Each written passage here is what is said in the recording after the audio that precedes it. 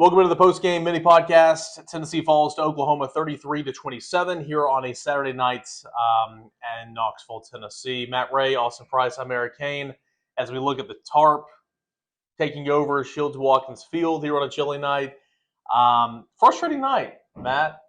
Obvious to say the least.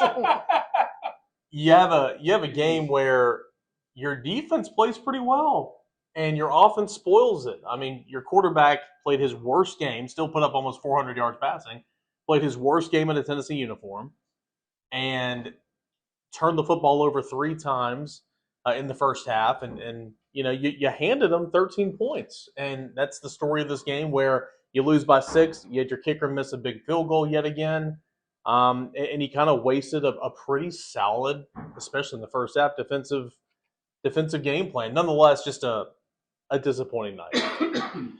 If you would have told me coming into this that Joey Aguilar would have thrown for almost 400 yards and John Matera wouldn't have hit the 200-yard mark with no touchdowns, I would have bet the house on Tennessee. Cutter Boley lit Tennessee up last week, just dinking it and dunking it around.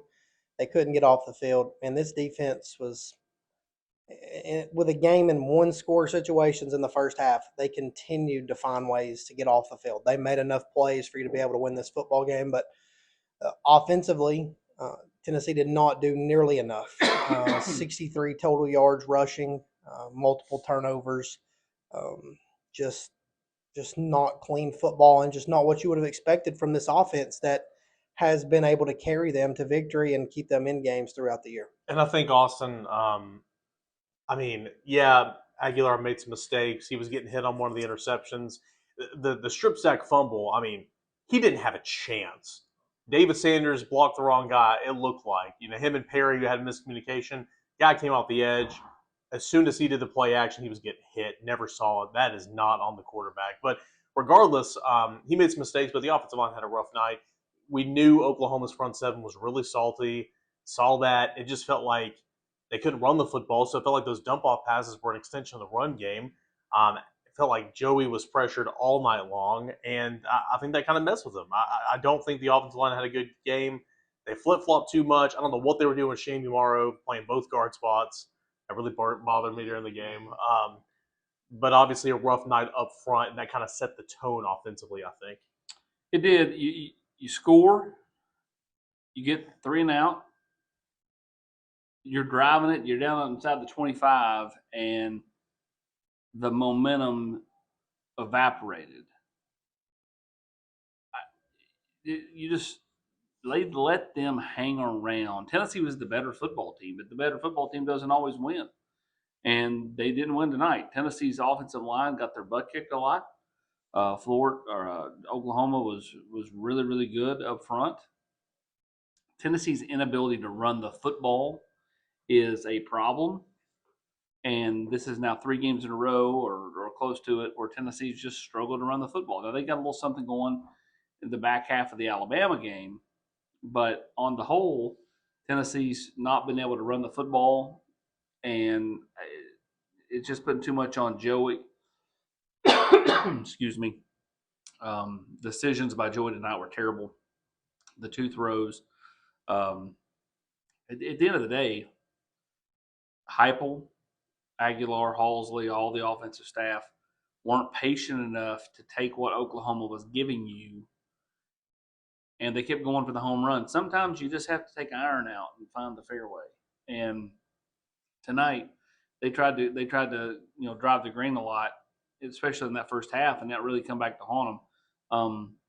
Defensively, I'm with Matt. If you told me going in, Oklahoma was going to score 1 offensive touchdown, and technically it was 2, but the one was kind of a trash touchdown late. Was what it was. It should have been in the play before. Yeah, correct. But the point is like your defense did what you needed them to do tonight. Yep. They played really well, and I think that's probably the most maddening thing for the whole program. Even golf analogies, you got a 2-way miss. You've been the defense the whole year that struggled, and tonight it was the offense. They couldn't capitalize. They made terrible decisions at the quarterback spot. again, I mean, Aguilar threw for almost 400 yards. He threw 3 touchdowns, but it's a little too late. And then now you're sitting at 6-3, going into a bye week, and then you play New Mexico State. So you don't play another meaningful game for 21 days when you go to the Swamp, a place you've not won at since 2003, and then you close out with Vandy. So this team's leadership, this team's resolve is going to be tested.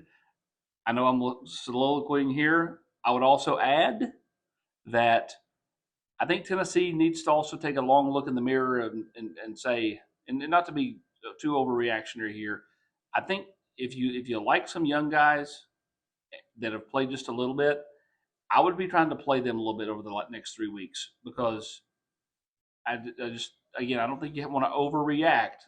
I saw a post on the general's quarters. George McIntyre should start the final 3 games. I don't think you overreact with that, but at the same time, like where Darius Jackson should get some run, Deshaun Brame should get some run, Jaden Harmon, Jaden Perlotti, they should get some run because you need them feeling some momentum going into the offseason, and you don't need them thinking, "Do I want to be here?" Because I do think that this team is going to see some turnover when portal opens up in January. Well, Austin hit checks 2, 3, 4, 5, 6, 7 of the mini podcast resume here before we got in here. Let's go back to the offensive play calling, and I agree with what Austin said. I mean, this offense has done such a great job of being diverse and mixing the route tree up a little bit. There were no underneath routes tonight, hardly.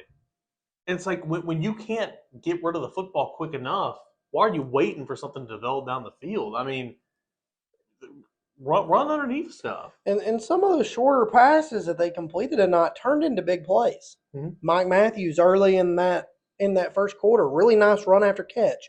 Braylon Staley out in the flats, breaks a tackle, spins off, runs for a touchdown. Yep. Some of those simple things. I mean, the play that Miles Kitselman scored on that got called back right before the Staley touchdown, that was another beautiful play. You had just enough time, let him clear, hit him, he runs in. Like, again, Austin's right. You've got to sometimes pull the iron out and hit the fairway. If you're me, you're not doing that. It don't matter. You might make it to the women's tee. But at the end of the day, you have to – it just felt like they were rushed. And then when they weren't rushed and when they were trying to take things at their own pace, some of the decision-making process was super strange to me. I thought you came out after giving them all the momentum in the second quarter. You got outscored 9-0 in the second quarter after taking a 10-7 lead at the end of one. And Oklahoma gets the ball, and it was like, okay, well, what does this football team do right here coming out of the half? Defense gets off the field. You've got the ball back, and you go down, you score. You go up 17-16, you get off the field again, and then you run the ball 3 times in a row. Mm-hmm. And the third run with just the student body right, Joey trying to power in there, I didn't love that call. Yeah, I was going to say, you said you didn't love that call. I go back to on the road to Mississippi State. It was 3rd and goal from the 2 or whatever, and they ran that, and you scored a touchdown, won the game. So, there was a lot of people. I get the call. I get the call. I just didn't love the call because this isn't Mississippi State. I thought you showed them a ton of that same look in that. You dressed it up a little bit differently, but I didn't love that call there. Just because Oklahoma has some guys that can erase that. And, it had already been a night where Joey had been getting hit. They'd already been teeing off on him at that point. And, it's tough to stick it up in there and try to hammer that. But at the same time, it all goes together. I hated the sequence of running on the heavy package and killing the time, then having to take a timeout, and then you come back out in a different package after that. I didn't love it. Even before that, you had the sudden change of the fumble, and you go run, Joey student body right. That's what I'm talking about. Yeah. Well, you were also talking about the calling the timeout and all that. Yeah. Which was another sequence. Yeah. But yeah, I mean, this is, I don't know how many times, 4 times this year where they've had sudden change and just the play calling has been. Listen. I'm not a play caller, so I'm not gonna sit here and act like that I'm some football aficionado. But it's head scratching. Even for the untrained eye. It's head scratching to do that. Now I can tell you that down at the 10, I understand going with a run or two, but like I just don't like the run of putting Joey out there. Joey's not an elite runner. Joey's No. not. I mean, I think Joey's a below average runner. I mean, is he capable? Yes, but like he's not somebody that you go, oh yeah, we can just run him to the right and he'll fall forward and gain 2. Like that's kind of not where this thing is at with him. So I think that hurt because then you end up having to go punt right back away to him. And I mean, heck, your punter didn't even punt until halfway through the third quarter. Yeah. And here's the other piece of that. When you needed to run it early in the game, you handed it off and ran it. Like in third and short situations, you ran it. There was another instance later in the half where you handed it off to Peyton Lewis and he found you yards. Like I didn't get that. It didn't make sense to me. Yeah, I mean, it was ugly all the way around. Kind of going back to the offensive line, I thought communication was not there a couple of different times. I thought Deshaun Bishop in particular did a good job of picking up some blitzers, but didn't stay with it. Mm-hmm. And he would pick it up and be with them for a second, and then he would just lose his footing, and then they would pressure Aguilar and/or sack Aguilar. And his clock was just accelerated the entire night. And his interceptions, the first one, and he talked about this in the post-game press conference, and he just didn't even see the safety. They were disguising never saw it. They had him rolled down a little bit in cover 1, and he was just coming from that inside. And it was the easiest interception in the world. The second one, I mean, who were you throwing it to? He was getting hit, but I mean, golly, that was all over the place. And I just thought the turnovers were an absolute killer. And then again, going back to this defense, were they perfect? No. Oklahoma got some things going in the second half, sure. But man, you wasted a really good defensive effort that you're obviously not going to get much this year against a good team when you had to have it. Yep. And even in the end, I was talking with Caleb, the guy I was sitting next to on press row, and I said, this is the time, Tennessee's got to get that takeaway, that one takeaway a game or whatever. Here it is, and it happened. Yep. And then even later on, Spillman gets that pick, gives Tennessee hope a little bit. Yeah, I have no idea what John Mateer was doing on that play. Like throwing it like he was a shortstop right into the teeth of the defense. That made no sense. I kind of goes back. I just think tonight was just so disappointing on so many levels. Well, and that, go ahead. Well, the other part that adds to that is the fact that so much unfolded around college football today that worked in Tennessee's favor. Yep. Miami loses. Georgia Tech loses. The ACC is a one-bid league. Mm-hmm. Vanderbilt loses. They go into elimination mode. Like Tennessee had it all out in front of them coming into this football game, and that adds to that sting. So let's go back to Austin, something you said earlier. Let's just call it what it is, man. Going into a bye week, coming off a tough loss, going into a bye week, then you got New Mexico State. I mean, we're going into purgatory here for a minute. For the next 21 days. It sucks. Well, here's the deal. And you got to remember, it's still football season. All year long, we earn for this, but it is disappointing kind of given where you are in the season and knowing that without a miracle, Austin, the playoffs are out. Well, the playoffs are done. There's no miracle. Listen, they slit the throat and left them laying. Okay, I was trying to give just a slug. No, don't build up the hope. Got to start playing some young kids more. But let's just call it what it is. Now, I was calling if you go, and again, I know it's easy to sit here and say, well, they're not going to. But if you can find a way to pick yourself up by the bootstraps, win New Mexico State, then you got to go do something you've not done since 2003, and then you got Vandy. If you were to potentially win all 3 of those games, everybody picked them to go 8-4, 9-3 before the season started. Yeah. Only Grant picked them to go 10-2, and that's fine because they easily could have won one of those games they've lost. But 9-3, you did what everybody thought you were going to do. Now the problem is it's just deflating because you let this team beat you when you had a decent performance and couldn't do the little things. You let Georgia overcome the you didn't step on their neck when you had them up. When you were up 8, and you were handicapped at the quarterback position for 2 years, and you got a guy that can just go.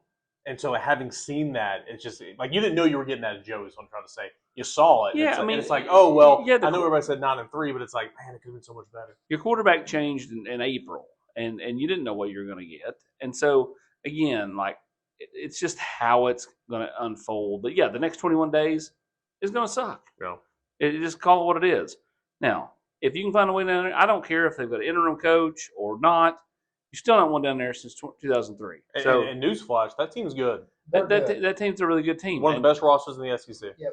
And again, like they're gonna, no matter what happens between now and then, they're going to hear all week, we don't lose to this orange team. We don't lose to this. So you're going to get their best effort.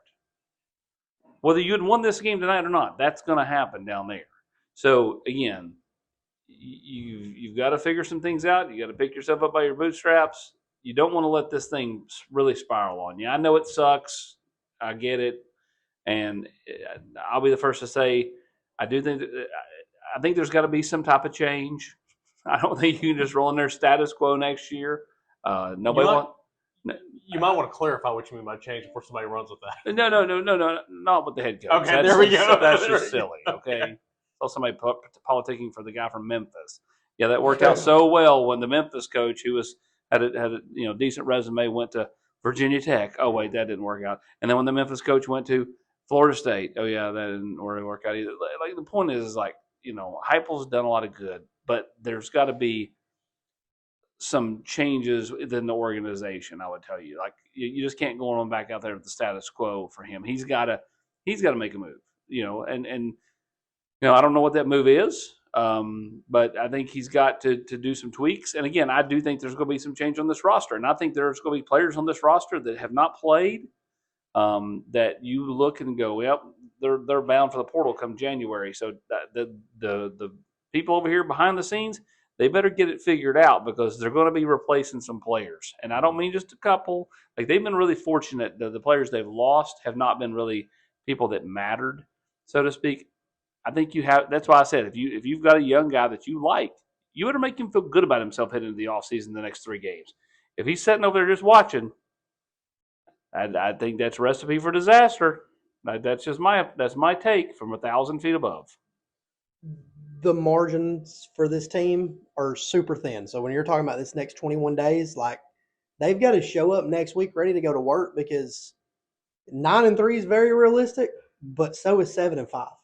Vanderbilt's a good football team, and you haven't gone to Florida and won since I was 10 years old. So I mean, like you've got to come to work. You can work out some things. You got to figure some things out, but like the margins are super, super thin for this football team. I mean, we're going to wrap it up here. I'm just looking at the quick stats. I mean, Tennessee dominated every area of this game with the exception of rushing yards, offensive line play, and turnovers. And honestly, Tennessee was -1 in the turnover battle tonight, or was it even? It was Tennessee got 2 takeaways, so Tennessee was -1. But that's not horrible, but Tennessee could have so easily won this game. And this game you had to have. And that's a good defense for Oklahoma. And it just didn't happen. So, again, I think it's just kind of a waste of a night. And your college football playoff hopes are dead. But we'll see what happens from here. Tennessee falling 33-27. I don't know, that's kind of a bad way to end this thing. But it is what it is. Tennessee falls, and we'll see where Tennessee goes from here. Hey, we talk about the next 3 weeks. No. I'm going to tell you right now. 3 weeks, but you factor in that December is now kind of like you have signing day the first like Wednesday or whatever in December, and then the rest of that month is just kind of like nothing. Mm-hmm. So like there's going to be a lot of because the portal doesn't open until January now, and it's not like it opens mid-December anymore. Yep. So like it's going to be a weird next month, and really 2 months because it's just now November 1st. So there's just going to be a lot of kind of like idle time. So you better find a way to win some of these games down the stretch. Yeah. Not 9-3 and going to Tampa at least gives the fans, while they are going to be mad they didn't go to the playoff, at least gives them some type of a trip. You lose a couple of more of these, you end up in Nashville or Memphis. Woof. Also, how bad is it that Tennessee's first 5 games of the basketball slate is just nothing? Like, you needed a good game here the next week or two, or over the next 3 weeks. But anyway, that schedule obviously is going to get tougher. We'll have more reaction. We'll have plenty of write-ups. We'll look ahead. We'll talk about the Rockets Up Rewind tomorrow night. You guys got plenty of recruiting stuff. You're going to continue to get recruiting stuff as the week goes along because there was a lot of guys here tonight. Plenty of coverage from this one and beyond over at Volquest.com. For Austin Price, Matt Ray, I'm Eric Kane. Final score, 33-27, Tennessee falls to Oklahoma.